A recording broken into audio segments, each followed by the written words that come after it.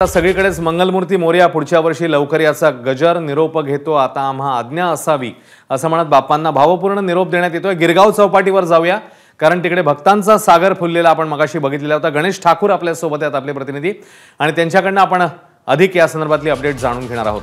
अनेक मोठ्या गणेश मूर्ती तिकडे एव्हाना पोहोचलेल्या आहेत आणि पुढच्या काही मिनिटांमध्ये त्यांचं विसर्जन करण्यात येईल।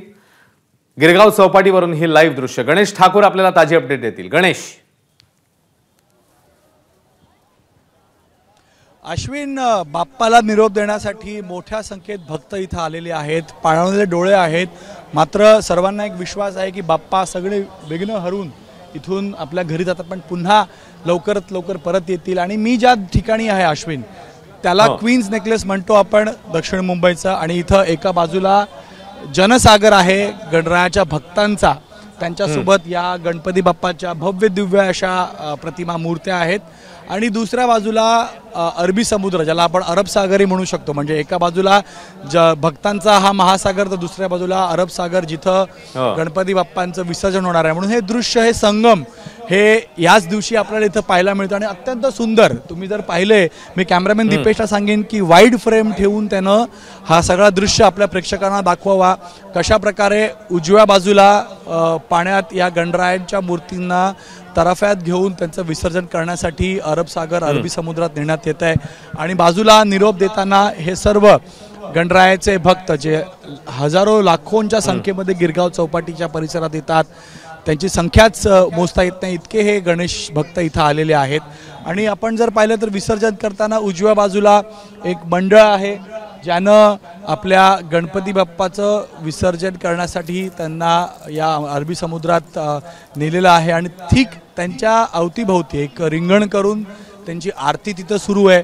अत्यंत भक्तिमय असं वातावरण आहे, भावनिक ही दृश्य आहेत, कारण 10 दिवस आपण ज्या प्रकारे ह्या आपल्या लाडक्या गणरायाची सेवा अर्चा करतो, पूजा अर्चा करतो, आणि त्यानंतर निरोप देताना आपण ढोल ताशांचा गजर असतो, गुलाल उधळतो, पण निरोप देताना एक आपण थोडे भावुकही होतो, प्रत्येक गणेश भक्त भावुक होतो। तर ही भावना, ही भक्ती इथं पाहायला मिळते आहे। भक्तीचं संगम इथं आहे, या गिरगाव चौपाटीची दृश्य आहेत, आणि हे तराफे, हे बोटी, हे कोळी बांधव देखील तितक्याच भक्तिमय वातावरणामध्ये एक भावना आपली पुढे नेत सुरक्षितरित्या या सगळ्या गणरायाच्या मूर्तींचं विसर्जन करतायत।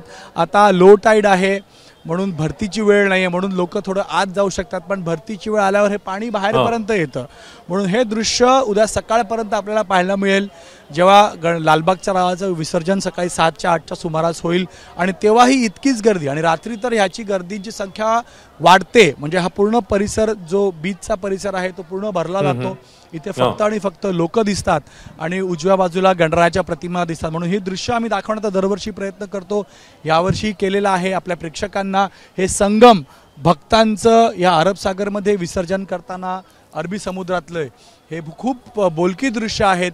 आपण ज्या प्रकारे ह्या उत्सवाचं वर्णन करतो, सार्वजनिक गणेश उत्सव म्हणजे सर्वांनी एकत्रित येऊन गणरायाची भक्ती करणं असतं, खरं गणेश। आणि जसं तू आता सांगितलंस, दोन समुद्रांचा संगम, आणि तो आपले प्रेक्षक आपल्या एबीपी माझाच्या माध्यमातून अनुभवतायत, आणि खरोखरच डोळ्यामध्ये मनामध्ये साठवून ठेवावं अशी ही दृश्य। आणि खरो या भक्तगणांना देखील आपण वंदन करूया या निमित्ताने, कारण इकडे 10-11 दिवस एवढी सेवा करून आता हे भक्तगण पोहोचलेले चौपाटीवर आणि लाडक्या गणरायाला निरोप देत आहेत। पुढच्या वर्षी लवकर या असं आवाहन देखील करतायत। तिकडे पालिका प्रशासन आणि अन्य यंत्रणा देखील, टीम्स देखील सज्ज आहेत, आणि लाडक्या बाप्पांना निरोप देण्यात येतोय। एबीपी माझा, उघडा डोळे बघा नीट।